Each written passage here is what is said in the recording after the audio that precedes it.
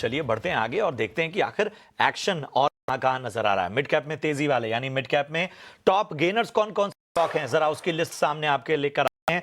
तो आप देख पा रहे हैं साफ तौर पर एंड्योरेंस टेक यहां पर लगभग 4% की तेजी हमें देखने को मिल रही है। सोना बीएलडब्ल्यू लगभग 3.5%, ये भी मजबूत होता हुआ। एम्फेसिस आज फिर हमें तेजी देखने को मिल रही है, लगभग 2% इस वक्त मजबूत एम्फेसिस का शेयर। भारत फोर्ज की अगर हम बात करें तो यहां पर 2% से ज्यादा की तेजी नजर आ रही है। तो गौरव के पास चलते हैं, उनसे बेहतर नजरिया मिलेगा। गौरव, 4 स्टॉक्स के मैंने नाम लिए, आपको लगता है कि इनमें कहीं बेहतर जो है उस तेजी की सवारी की जा सकती है? एंड्योरेंस टेक, बीएलडब्ल्यू, एम्फेसिस और भारत फोर्ज, इन चारों में से पिक कीजिए। देखिए, अपने शेयर की लिस्ट में जो मुझे जो स्टैंड आउट लग रहा है वो मुझे भारत फोर्ज लग रहा है। यहाँ पे अगर आप देखेंगे तो यहाँ पे भी एक छोटा सा एक बुलिश फ्लैग दिख रहा है। यहाँ पे एक स्विंग हाई ब्रेकआउट का भी एक पैटर्न दिख रहा है। तो मुझे यहाँ पे जो अच्छा लग रहा है वो रहेगा भारत फोर्ज। सोना कॉम्स की जैसे बात की जाए तो एक फेज था जहाँ पे अंडर परफॉर्मेंस था। अब स्टॉक जो है उसके बाहर आ रहा है। यहाँ पे स्विंग हाई ब्रेकआउट्स हैं थोड़े ऊपर में 506 507 के ऊपर अगर होता है तो यहाँ पे भी 4-5% हो सकता है। ओवरऑल मुझे सोना कॉम जो है वो लार्जर पर्सपेक्टिव से अच्छा लगा है। भारत का परफॉर्मेंस का मुझे जो अच्छी चीज़ है कि सभी time frames, short term, medium term, long term, सभी में वो मुझे काफ़ी बेहतरीन लग रहा है। तो जो आपने 4 स्टॉक के नाम लिए तो मेरे पैकिंग ऑर्डर में सबसे पहले भारत होगा, फिर सोना कॉम्स होगा। ठीक, सोना कॉमस्टार और भारत फोर्ज, पहले जो प्रायोरिटी है वो भारत फोर्ज की है।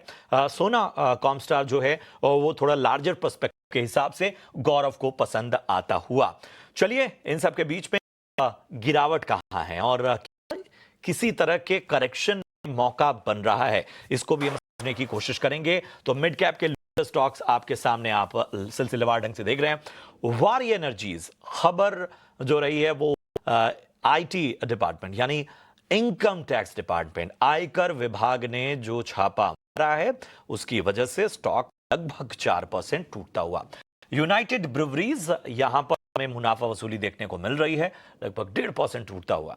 New India assurance, insurance sector का दिग्गज प्लेयर, और यहां पर भी हमें लगभग यूनाइटेड ब्रूवरीज के लेवल के आसपास ही मुनाफा वसूली दिख रही है। तो इन तीनों स्टॉक्स पर जरा राय लेंगे। टायर्स भी फ्लैट कारोबार करता हुआ। तो गौरव बताइए, करेक्शन में मौका Waaree Energies, United Breweries, New India Assurance या अपोलो टायर? देखिए, अपोलो टायर स्टेबल है, मल्टीपल ब्रेकआउट्स इसमें थे। एज हम अपने क्लाइंट्स को थोड़ा लॉन्ग टर्म के लिए इसमें व्यू भी दिया है बुलिश।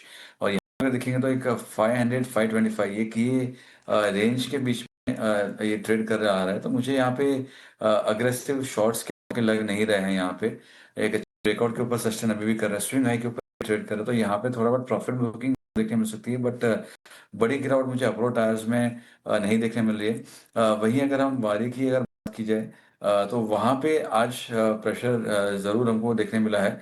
बट मैं ये कहूँगा कि यहाँ पे स्ट्रॉन्ग ट्रेंड था, अच्छे स्विंग है इसके ऊपर किया था।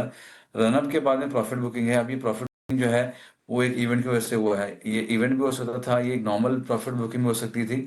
बट 4 से मुझे यहाँ पे कोई ऐसा पैनिक यहाँ पे फिलहाल लग नहीं रहा है।